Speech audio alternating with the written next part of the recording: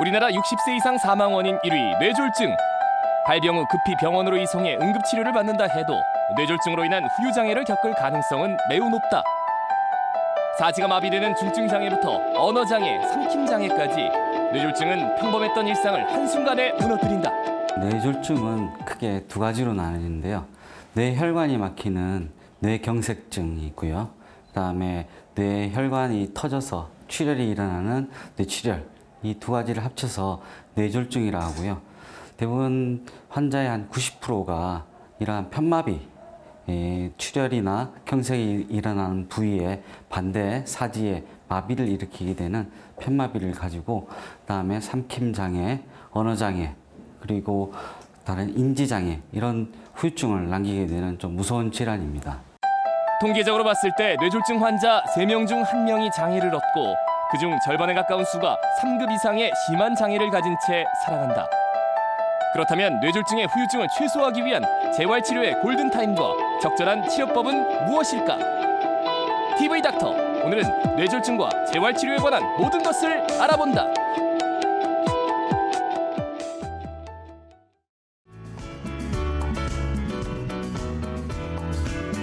여러분 한 주 동안 안녕하셨습니까? 건강을 지키는 약속 TV 닥터 박기용입니다.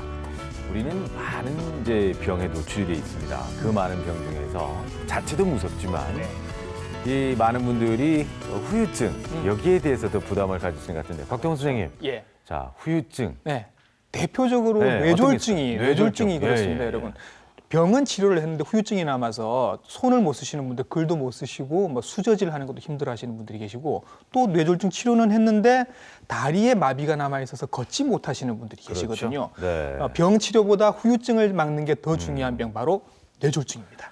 앞서도 얘기가 있었습니다만 뇌졸중 환자 3사람 중에서 한 사람이 장애를 가질 수밖에 아이고, 없다고 합니다. 네. 예. 그래서 오늘은요, 뇌졸중 이겨낼 수 있다는 주제를 가지고 여러분과 함께 하겠습니다. 네. 재활의학과 김태형 전문의께서 오늘 스튜디오 함께해 주셨습니다. 어서 오십시오. 반갑습니다. 어서 오세요. 네, 감사합니다. 네, 반갑습니다. 예. 앞서 언급했습니다만 네. 그 뇌졸중 쓰러진 이후에 네. 정말 거의 대부분의 환자들이 예. 후유 장애를 앓고 있습니다. 너무 많아요. 네, 네. 실제로 네. 어떻습니까? 실제로 뇌졸중이 발생하게 되면 예. 처음 한 달 이내에 한 18%의 환자가 사망을 하게 되고요. 네. 그렇군요. 9%의 환자는 완전 회복을 이뤄서 회복이 9%밖에 안 돼요. 예, 네, 그렇습니다. 음. 그 나머지 예. 한 73%의 환자는 불완전 회복, 예. 그러니까 후유 장애를 남게 되는데요. 그렇군요. 네, 후유 장애 정도는 뇌병변의 크기와 네. 위치에 따라서 경증에서부터 네. 사지마비의 중증까지 아주 다양한 정도로 나타나게 됩니다. 네. 그렇군요. 저도 이거 지금 놀라운데요. 우리나라에서 20분마다 한 명씩이 뇌졸중으로 사망을 하신다고 나와 있습니다. 정말 그렇습니까? 예, 뇌졸중은 전 세계적으로 예. 한 10%의 사망률을 보이는 질환이고요. 예. 서열성 심장 질환에 이어서 네. 두 번째 질환입니다. 예. 예. 우리나라에서도 한 사망률은 한 10% 정도가 10%. 되고요. 아, 네. 옛날에는 암에 이어서 두 번째 사망률을 보이는 질환이었지만 예. 최근에 뇌졸중에 대한 관리가 잘 이루어지면서 예. 암, 심장 질환에 이어서 네. 세 번째 사망률을 가지는 질환이 됩니다. 그렇군요. 예. 네. 네. 지금 화면에도 지금 나가고 있습니다만. 예. 네. 뇌졸중의 발생 그 인원을 보면 예. 예. 전체적으로 여성 환자가 많지만 네. 이는 고령의 여성 인구가 많기 때문에 아, 나타나는 현상이고요. 오래 사시는 분들 여성분들이 많으니까. 예, 네, 네, 그렇습니다. 예, 전체적으로 뇌졸중의 발병을 연령별로 세분화해 보면은 네. 네. 전 연령대에서 남성이 훨씬 많은 것을 알 수가 있습니다. 예. 그렇군요. 예. 뇌졸중의 발생 자체는 음. 정확한 수치는 없지만은 네. 이제 연령이 증가하면서 증가가 되게 되고요. 네. 우리나라에서 앞으로 고령화 추세가 더 빨리 진행되고 있기 때문에 그러니까. 네. 2030년 정도가 되면 네. 현재 발병률이 한 3배 정도가 될 것으로 예상되기 때문에 이에 대한 대책이 시급합니다. 아니, 예. 13년 뒤면 우리도 이제 약간 그러니까요. 고령층에 들어가는데 그때는 지금보다 3배가 더 많아진다고요. 네. 심각하네요. 그런데 네. 다들 뇌졸중을 많이 들어봤어요. 네. 근데 뇌졸중이 뭐예요? 라고 물으면 이런 분들이 많이 계세요. 왜 이름이 그러면 이렇게 됐는지 잘 몰라요. 네, 우리가 뇌졸중이란 무엇인지 네. 정확하게 알고 넘어가야 되겠습니다. 무엇입니까? 뇌졸중은 세계보건기구에서 정의하기를 뇌혈관의 이상 때문에 24시간 이상 증상이 지속되거나 사망하게 되는 네. 뇌의 증상의 장애를 보이는 질환의 일련의 임상 양상이라고 정의를 했습니다. 어렵네요. 예. 네. 옛날 우리 한의학에서는 네. 중풍이라고 했고요. 그랬었죠. 예. 네. 그렇죠. 서양에서는 증상이 벼락치듯이 갑자기 온다고 해서 스트로크라는 스트로크. 예. 말을 썼습니다. 예. 예. 이 뇌졸중에 대해서 좀 더 자세히 보면 네. 크게 분류를 해보면 네. 뇌혈관이 찢어져서 출혈이 일어나는 뇌출혈과 뇌혈관이 막혀서 피가 가지 않게 돼서 뇌세포가 사망하게 되는 예. 뇌경색으로 분류를 할 이 수가 두 가지를 있습니다. 합해서 뇌졸중이라고 부르는 그렇죠. 거죠. 맞습니다. 예. 예.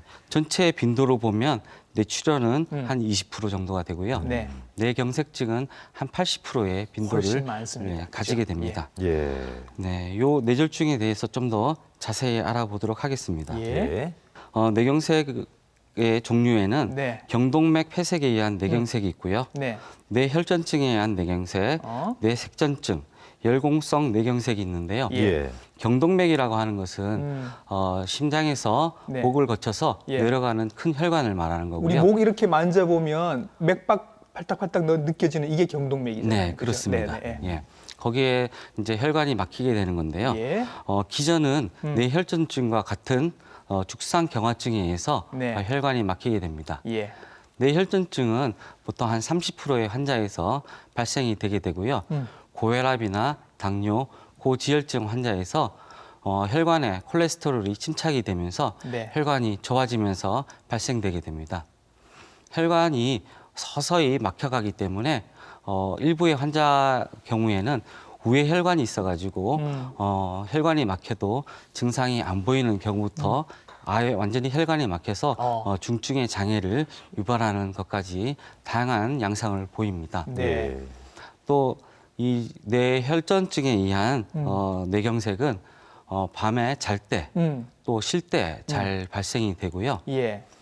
사람에 따라서는 서서히 증상이 악화가 되기 때문에 네. 전조 증상으로 두통이나 네. 어지러움, 한쪽 팔에 힘이 빠진 이런 전조 증상을 보이는 분도 있습니다. 예. 뇌졸중의 종류가 이제 많죠. 뇌경색. 그러니까 이 혈관이 막히는 거고 이제 예. 뇌출혈은 또 종류가 있겠죠. 그렇죠. 예. 뇌출혈 종류도- 뇌출혈은 뭐 어떤 게 있어요? 네.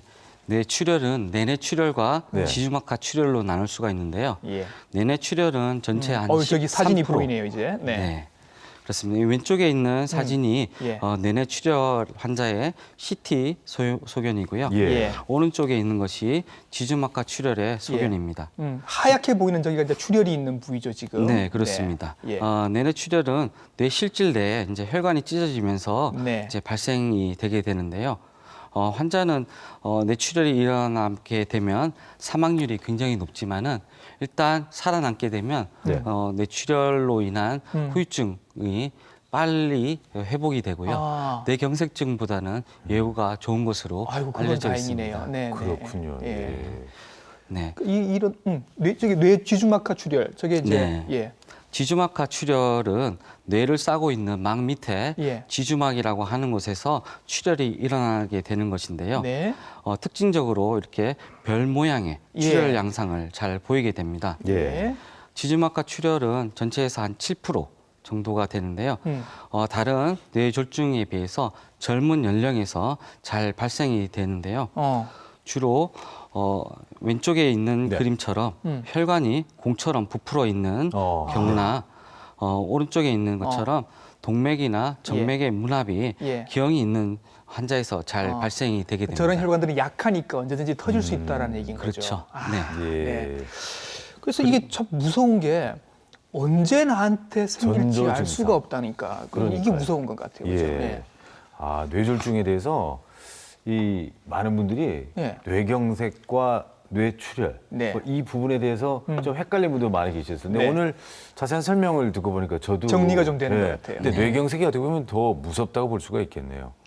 일단 환자 수가 예. 훨씬 많기 때문에 네. 많은 환자를 볼 수가 있고요. 네. 그렇군요. 좀 더 예. 무섭다고 할 수가 있겠죠. 예. 그런데 환자 숫자가 많다고 얘기를 하셨잖아요. 예. 근데 주로 어떤 사람들이 이제 많이 환자들을 만나보셨을 거 아닌가요? 그죠? 예. 네. 어떤 사람들이 뇌졸중에 걸릴 확률이 높은가요?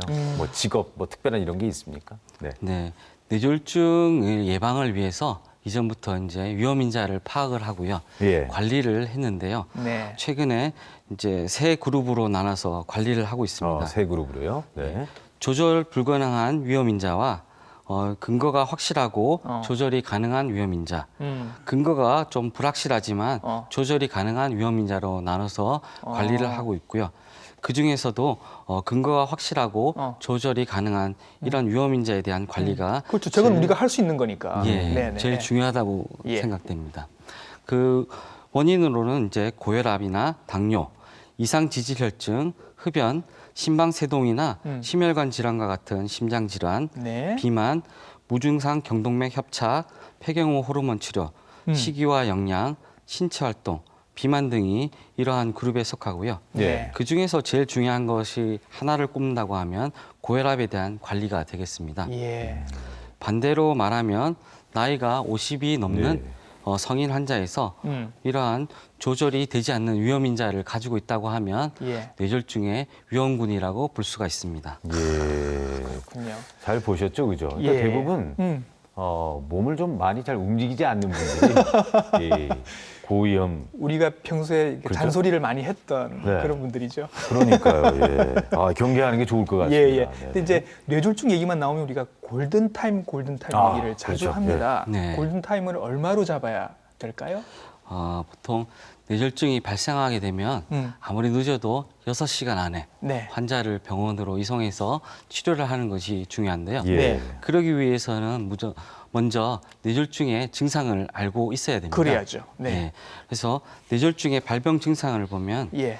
환자가 걸으려고 할 때 자꾸 균형을 못 잡고 넘어지려고 하거나 한쪽으로 넘어진다. 네. 네. 갑자기 주위가 뱅뱅 도는 것처럼 어지러움을 어지럽다. 느낄 예. 때, 그리고 의식 장애로 인해서 깨워도 잘 일어나지 않을 때, 또 앞이 잘 보이지 않거나 네.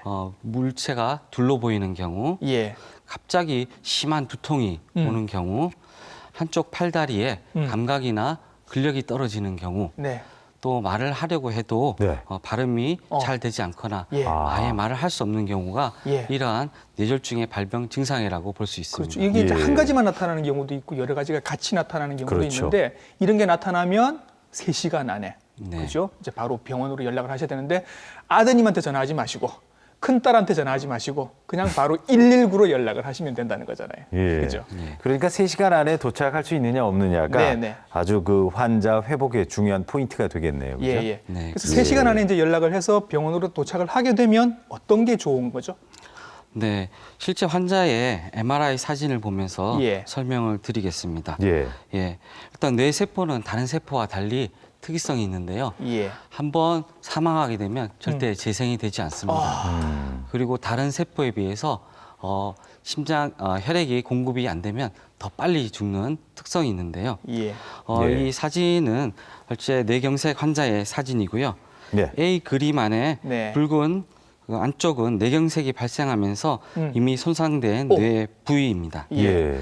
이 상태에서 지속적으로 뇌 혈액이 공급되지 않게 되면 B 그림의 노란 영역까지 뇌 손상 부위가 증가되게 되고요. 네. 반대로 만일 빠른 치료로 혈류가 재개통이 되면 예. 이 노란 부위는 정상적으로 살아서 재기능을 할 수 있는 부위입니다.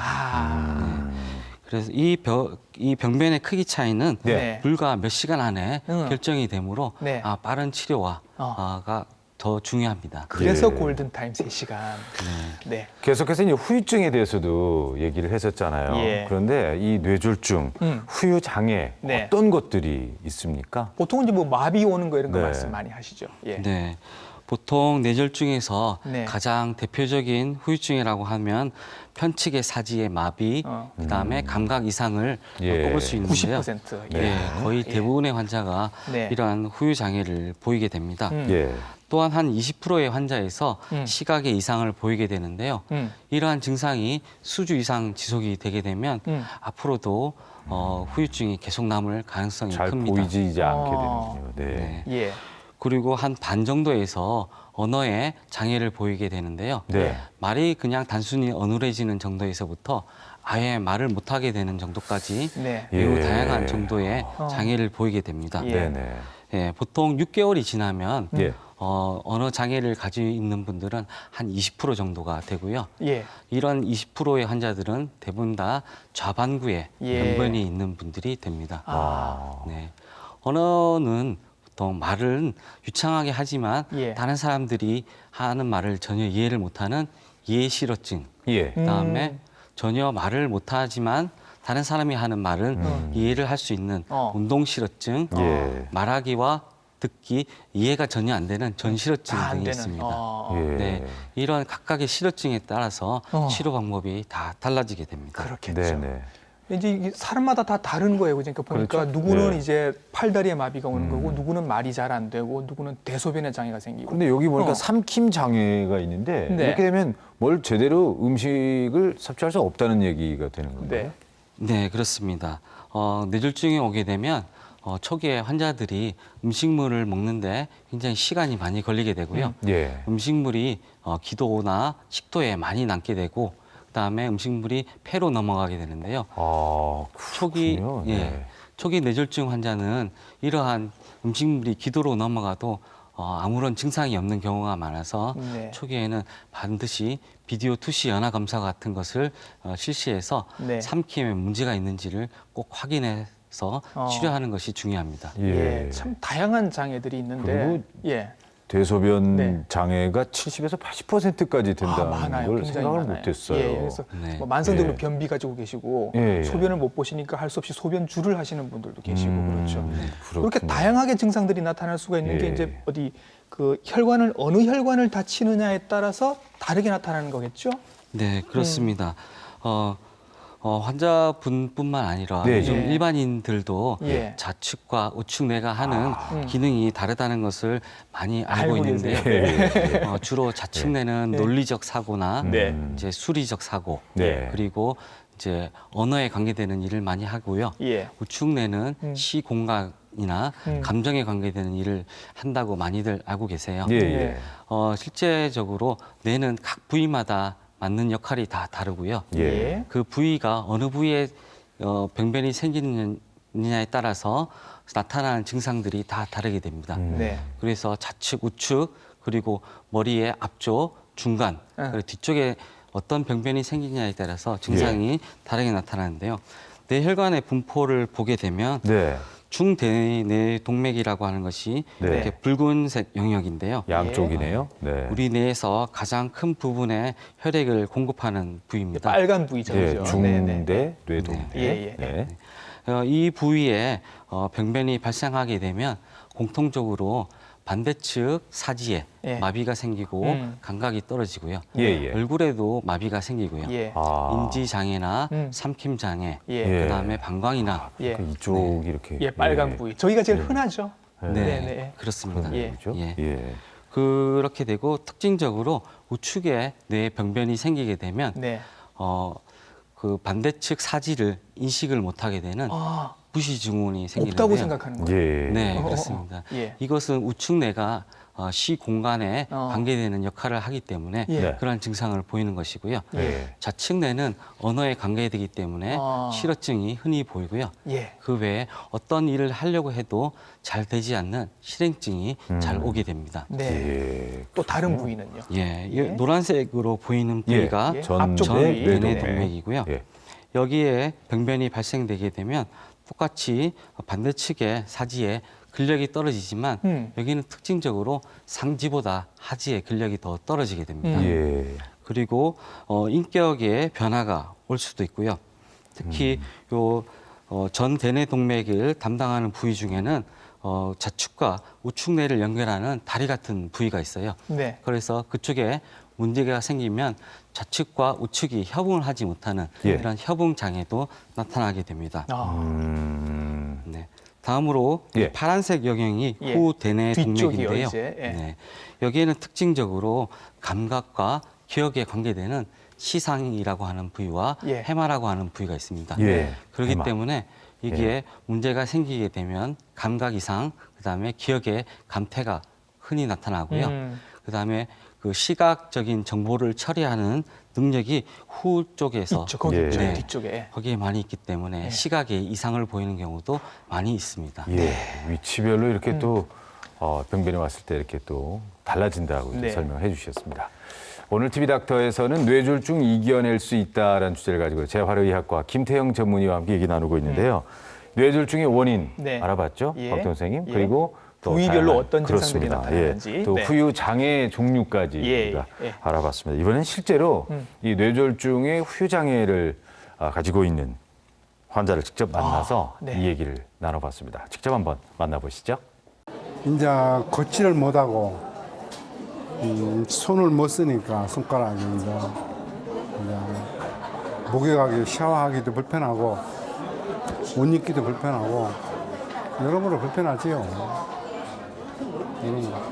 그때 좀 마음이 어떠세요? 마음이 참 처음에 발병 났을 때는 참 비관 생각밖에 안 들대요. 내가 왜 이런 거. 그러나 아직 나이가 아직 많지는 않지만 조금 더 살아야 된다는 그런 욕심이 이제 생기더라고. 그래서 치료를 해보자. 우리 와이프가 참 욕봤습니다. 집사람 아니면 내가 이렇게 되지는 않았고.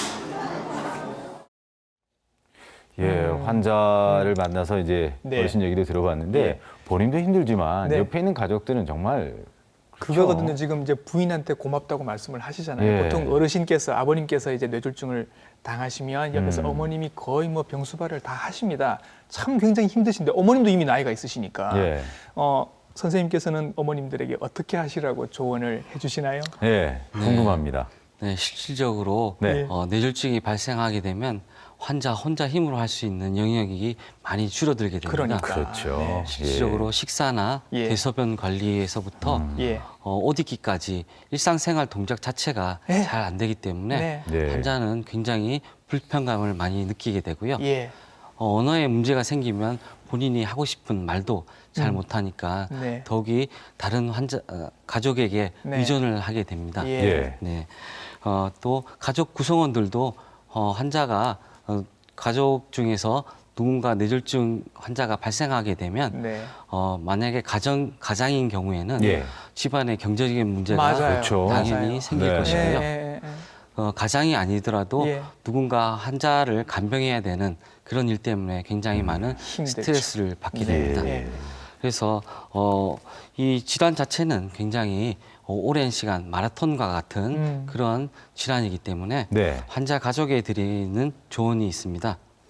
첫 번째로 정기적인 휴식을 취하는 것이 네. 좋습니다. 예. 예. 필요하면 다른 가족에게 예. 도움을 요청해서 그 정기적으로 휴식을 취해서 예. 기분 전환을 하는 것이 중요하고요. 예. 그렇죠. 환자를 간병을 하다 보면 네. 크고 작은 근골격계 질환이 잘 생기게 되는데요. 네. 이것을 미연에 방지하기 위해서 예. 또 휴식을 취하는 것이 좋습니다. 네. 두 번째로 긍정적인 마인드로 환자를 격려하는 것이 좋은데요. 긍정적인 마인드 이거 중요하죠. 예. 네, 환자분들이 조그만 변화가 있어도 네. 아주 기쁘게 와 반응을 좋아졌다 이런 거 좀 그죠? 적극적으로 네. 표현을 네. 하라는 네. 말씀이네요. 그죠? 네. 예. 그런 식으로 반응을 해주는 것이 좋고요. 예, 예. 또 보호자가 부정적인 생각을 가지고 있으면 음. 이러한 생각이 그러면 그대로 그건 환자에게도 아닌가요? 예, 전달이 예. 되니까. 네, 예. 이렇게 되면 또 예. 치료에도 큰 영향을 미치게 됩니다. 네. 예. 네. 다음으로 재활 치료의 목적은 혼자서 할 수 있는 이러한 역량을 키우는 데 있기 때문에 그렇죠. 환자를 도와주는 것은 좋지만은 예. 너무 과잉 보호는 금물이 되겠습니다. 마지막으로 그렇군요. 예, 환자는 언어나 인지 그다음에 신체적인 장애로 다른 사람과 접촉하는데 매우 두려움을 가지고 있고요. 그럴 거예요. 예. 또 다른 사람들도 환자를 어떻게 대해야 될지 막연한 경우가 많아서 네. 네. 이런 가족이나 보호자분들이 예. 적절히 중재를 해줘서 네. 환자의 사회생활을 할수 인간 있게. 관계를 재정립해 주는 것이 중요합니다. 예. 맞습니다. 네. 오늘 뇌졸중의 뭐 근본적인 내용에 대해서도 알아보고 있습니다만 특히 그 재활 치료에 대해서 지금부터 이제 관심을 좀 가져볼 텐데요. 그렇습니다. 앞서도 말씀하셨으면 환자의 일상에서 이 재활 치료, 복귀를 돕는 어떤 것들이 있는지 또 어느 정도의 시간이 걸리는지 이런 부분에 대해서도 좀 말씀해 주셨으면 좋겠어요. 네. 지금부터는 재활 치료 네. 부탁드립니다. 네. 일단 재활 치료에도 이제 골든 타임이 있는데요. 예. 예. 먼저 그걸 설명하기 전에 뇌 예. 가소성이라는 것을 가소성. 네, 예. 보면은요. 예. 이것은 재활 치료로 실질적으로 기능이 이루어지는 근본 원리입니다. 재활 치료를 통해서 운동 및 감각 자극을 줘서 죽은 뇌세포의 기능을 다른 뇌세포나 운동망이 하게 하는 대신하게 이렇게 하는 거. 그렇습니다. 네. 예. 이런 것 때문에 이제 기능 회복이 일어나는데요. 네. 뇌의 가소성이라든가 운동 기능의 회복이 가장 활발하게 일어나는 시기가 예. 뇌졸중 발생 이후 2달에서부터 6달까지 여기 들어가 있네요. 예. 그죠? 예. 그 기간이 되기 때문에요. 한 1년 안에 집중적인 재활 치료를 하는 것이 환자의 회복에 중요한 역할을 하게 됩니다. 그러니까 1년 안에 네, 시작을 하라. 강도 높은 재활 치료를 시작하라는 얘기를 그렇죠. 해주셨습니다. 그죠? 예. 예. 1년 재활 안에 치료. 시작을 하시면 네. 어떤 치료를 시작을 하시는 그러니까 거예요? 종류 네, 네. 이걸 말씀해 주시죠. 네. 재활 치료의 종류를 보면 크게 이제 많은 것이 있지만 물리치료는 보통 운동 기능의 회복을 위해서 하는 치료고요. 네. 근육의 경직 및 관절 구축을 예방해 주고요. 네. 자극을 통해서 팔다리의 근력 및 감각 기능을 회복을 해 줍니다. 예. 그리고 떨림이나 강직과 같은 그런 비이상적인 행동 자체를 조절을 해주고 예. 균형감 회복과 보행 능력의 회복을 도와주게 됩니다. 중요하죠. 네. 네, 맞아요. 예. 이런 물리치료에는 전통적으로 네. NDT라든가 보바스, PNF 같은 치료 기법들이 있는데요. 예. 이런 것들을 적절히 사용해서 환자를 치료하고 예. 최근에는 물에서 하는 수치료라든가 예. 로봇을 이용해서 하는 로봇 보행 치료, 그다음에 예. 머리 밖에서 자극을 줘서 치료하는 예. 경두개 자극 치료 등이 있습니다. 예. 근데 앞서 물리 치료는 많이 들어봤잖아요. 그런데 작업 치료, 연화 치료, 예. 언어 치료 이 부분은 좀 그렇죠. 생소함이 있어요. 예. 그죠? 어떤 내용입니까? 네, 작업 치료는 보통 환자에게 식사나 옷 입기, 대소변 처리하기 등의 기본적인 일상생활 동작 수행 능력을 개선시키는 것부터 시작해서 가사나 취미 활동, 그 쇼핑까지 사회적 활동 능력을 개선하는 모든 전반적인 치료를 하는 부분이 되겠습니다. 예. 예. 하지만 이제 뇌졸중 환자 초기에는 예. 상지의 근력이 많이 떨어져 있고요. 예. 그다음에 일상생활을 제대로 잘 못하기 때문에 이러한 일상생활 동작 수행 능력을 예. 키우는 곳에 중점을 둬서 많이 치료를 하고 있습니다. 네, 그렇죠. 그렇군요. 연화 치료는 이제 삼키는 거, 그죠? 네. 네. 네. 연화 치료는 많은 환자에서 발생이 되게 되는데요. 네. 이러한 삼킴의 문제는 뇌졸중뿐만 아니라 예. 파킨슨이라든가 네. 심한 치매 환자에서도 잘 발생이 되게 됩니다. 예. 환자가 음식물을 먹으면 잘 사례가 걸리거나 예. 아니면은 음식물을 먹고 난 다음에 옥소리가 변하는 예. 이러한 증상을 보일 때 예. 이 삼킴에 문제가 있다고 볼 수가 있고요. 예. 하지만 초기 뇌졸중 환자들은 이러한 삼킴 반사가 떨어져서 예. 음식물이 기도로 넘어가도 예. 잘 모르는 경우가 예. 있습니다. 네네네. 그래서 그냥 많이 먹으면 좋은 줄 알고 자꾸 억지로 드시게 했다가 예. 폐로 넘어가서 폐렴이 생기시는 분들 굉장히 많거든요. 여러분 조심하셔야 됩니다. 네. 네. 그런 증상을 자주 보이기 때문에 실질적으로 환자에게 음식을 먹이면서 이런 검사를 실시하는 게 있는데요. 비디오 투시 연화 검사라고 해서 네. 비디오 투시 연화 검사. 예, 예. 음식물이 네. 넘어가는 게 이제 보이는 거예요. 네, 그렇습니다. 여기 A 그림에 있는 것처럼 네. 실제 환자가 음식물을 먹을 때 기도 쪽으로 까만 거. 네, 음식물이 보이는 게 예. A와 C 그림에서 이렇게 보이고 있고요. 예. 네. B 그림은 음식물이 식도에 굉장히 많이 남아 있는 모습인데요. 네네. 이런 경우에는 지금 당장 네. 기도로 넘어가지 않더라도 예. 이런 음식물들이 서서히 기도로 넘어가게 되는 예. 경우가 있습니다. 예. 그래서 이러한 비디오 투시 연화 검사를 통해서 예. 삼킴 장애가 있는지를 확인을 하고요. 예. 우리가 다양한 자극 치료나 교육을 통해서 삼킴 반사 능력을 개선을 하고요. 네. 그다음에 전기 치료를 통해서 우리 삼킴에 관계되는 근육의 기능을 강화시켜줍니다. 예. 이런 식을 통해서 삼킴 치료를 하고 또 반복적으로 이러한 검사를 통해서 어느 정도 개선이 됐는지 확인하고 거기에 맞는 식사를 처방을 하게 됩니다. 예. 네. 그렇죠. 그런데 이렇게 기도로 음식이 자꾸 넘어가게 되면 큰일 나죠. 그럼 영양 보충은 그러면 어떻게 해야 됩니까? 네. 예. 실질적으로 삼킴이 잘 안 돼가지고 큰 문제가 있는 환자에게는 예. 코로 관을 꽂거나 네. 배로 위에다 바로 관을 삽입을 해서 네. 영양식을 공급하는 경우가 있고요. 예. 그보다 삼킴 장애 정도가 좀 덜한 경우에는 물에다가 점도제를 타거나 네. 죽이나 반찬을 갈아서 먹는 예. 그런 연화, 식이 등이 있습니다. 예. 환자에게 적절한 식이 상태를 조절해서 네. 처방을 하고요. 예. 흔히 옛날에 우리나라에서는 삼키는 데 문제가 있거나 큰 병이 발생하게 되면 묽은 미음을 많이 줬는데요. 그렇죠. 네. 예. 네. 사실은 이렇게 삼킴에 문제가 있는 환자에서는 아주 큰 잘못된 상식입니다. 네. 예, 물은 점도가 낮기 때문에 네. 음식을 먹었을 때 식도를 빠르게 통과하면서 네. 기도로 넘어갈 수가 있기 때문에 예. 흡인될 가능성이 굉장히 높고요. 예. 만일 반대로 또 음식물이 점성이 굉장히 높게 되면 네. 목에 또 음식물이 많이 나와서 뒤에 흡인될 가능성이 큽니다. 네. 그래서 환자에게는 적절한 점도를 가진 예. 음식을 섭취하게 하는 것이 제일 좋습니다. 보통은 젤보다 조금 더 부드러운 정도를 권하시는 것 같더라고요. 그렇습니다. 우리가 예. 잘못 알고 있었던 내용이 그렇죠. 참 많네요, 그죠? 네, 맞습니다. 무조건 예. 이게 부드러우니까 뭐 잘 넘어갈 것이다. 네, 네. 이런 건 잘못된 거라고 하니까 여러분 꼭 염두에 두시기 바랍니다. 예, 그래서 예. 오늘 방송을 보시면서 저런 재활 치료가 있었구나라는 걸 처음 아신 분들도 많으셨을 것 그렇겠죠. 같아서 예. 이렇게 재활 치료를 받으신 분하고 음. 안 받으신 분들하고 나중에 차이가 좀 있죠. 어떻습니까? 네, 그렇습니다. 실제 많은 대조군 연구를 통해서 예. 뇌졸중에 재활 치료가 효과가 있다는 것이 밝혀졌는데요. 예. 재활 치료를 제대로 받은 군과 그렇지 않은 군에는 결국은 나중에 기능에 큰 차이를 보이게 됩니다. 예.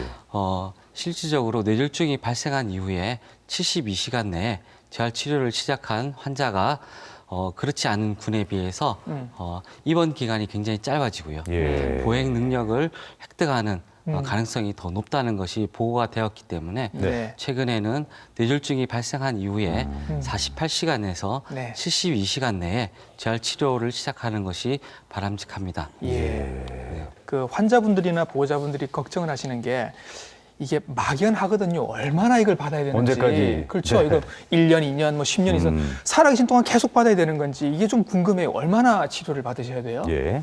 네, 뇌졸중 이후에 후유 장애가 많이 남는데요. 네. 이러한 후유 장애의 정도를 결정하는 가장 큰 요소는 뇌졸중의 발병 시 뇌졸중 병변의 크기와 위치가 제일 큰 영향을 미치고요. 다음으로는 환자가 병전의 기능 상태, 그다음에 환자의 연령이 있습니다. 그리고 최근에 국내에서 발표된 연구 결과를 보면 뇌졸중이 발생한 이후에 초기부터 2년까지 재활 치료를 제대로 받은 환자군과 네. 그렇지 않은 군에 대해서 일상생활 동작 능력을 비교한 연구가 있는데요. 예. 2년이 지났을 때 이러한 능력 차이가 평균적으로 한 3배 정도까지 차이가 나는 것으로 보고가 되었습니다. 예. 그래서 이러한 후유 장애 정도는 재활 치료를 받느냐 안 받느냐에 따라도 큰 영향을 받게 됩니다. 예. 한 2년 정도는 받으시는 게 좋다. 그럼 그렇게 생각을 하면 될까요? 어떨까요? 보통 네. 그 뇌졸중의 회복이 예. 2년이 지나면은 예. 이제 더 이상 잘 안 이루어지는 것으로 예. 이제 많이들 알고 계신데요. 네. 예. 최근에 연구 결과에 보면 2년이 지난 이후에도 예. 적절한 치료를 받으면 네. 계속적인 기능 상승을 가져온다는 것이 보고가 돼 있기 때문에 예.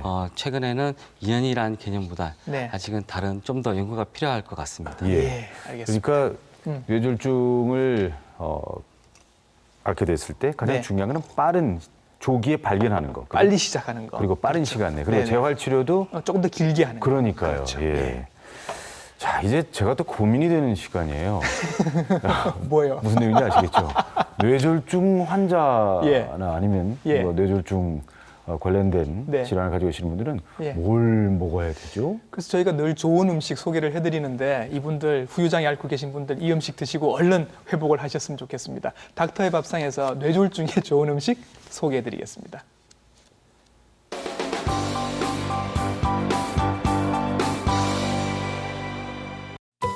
닥터의 밥상. 오늘은 맛도 좋고 뇌졸중에도 좋은 꽃송이 버섯탕을 만들어 볼까요? 하루 저녁 찬물에 불린 꽃송이 버섯을 먹기 좋은 크기로 떼어줍니다.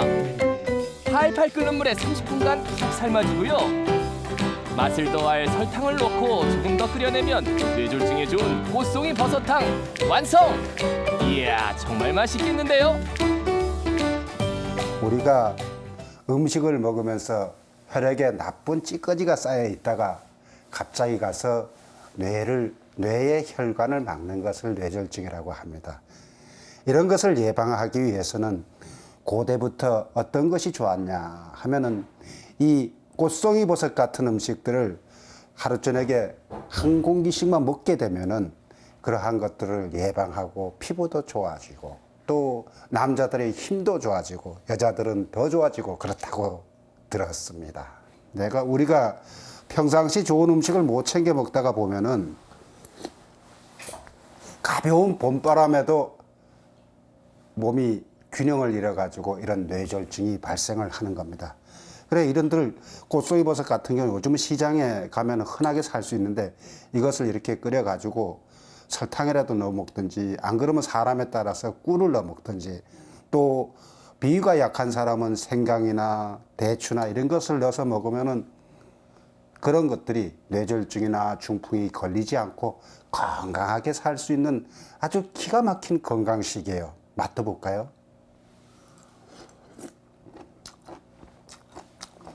정말 달고 달콤한 게 잘 넘어가는 것 같아요.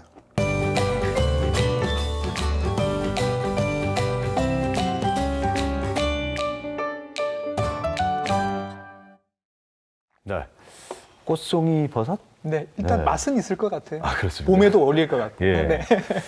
자, 오늘은 이 뇌졸중 이겨낼 수 있다라는 주제를 가지고 함께 얘기 나누고 있습니다. 재활의학과의 김태형 전문의께서 함께 네. 해주셨는데 환자 스스로 말이죠. 이 후유장애를 극복할 수 있는 어떤 그런 노력, 어떤 것들이 필요할까요?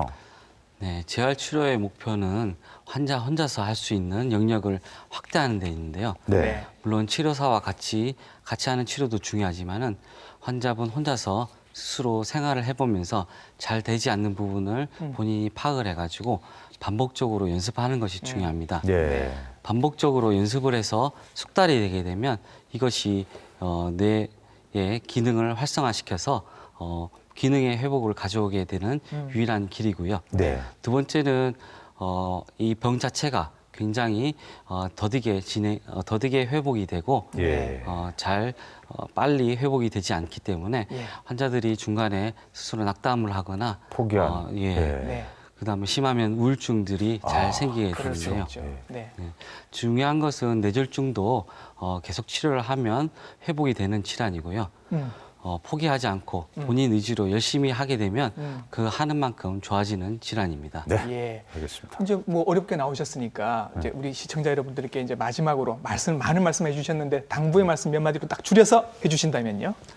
네, 최근에 연령이 고령화되면서 네. 뇌졸중의 발병이 증가되고 있습니다. 하지만은 앞에서 말씀드린 바와 같이 뇌졸중의 위험인자에 대한 관리를 잘 하게 되면 뇌졸중의 예방을 할 수 있을 뿐더러 다른 질환의 발병도 막을 수 있을 거기 때문에 건강한 100세 시대를 맞이할 수 있을 거라 생각됩니다. 예, 알겠습니다. 오늘 뇌졸중에 대해서 얘기를 나눠봤는데요. 이 중요한 것은 앞서도 얘기했습니다. 3시간 안에 네. 응급치료. 만리병원으로 오시고 그리고 네. 72시간 내에 재활치료를 받게 되면 시작하고, 예후가 훨씬 좋아진다고 하니까요. 그렇습니다. 여러분 이 점 꼭 기억해 두시기 바랍니다. 오늘 재활의학과 김태형 전문의께서 좋은 말씀 해주셨습니다. 고맙습니다. 감사합니다. 네, 감사합니다.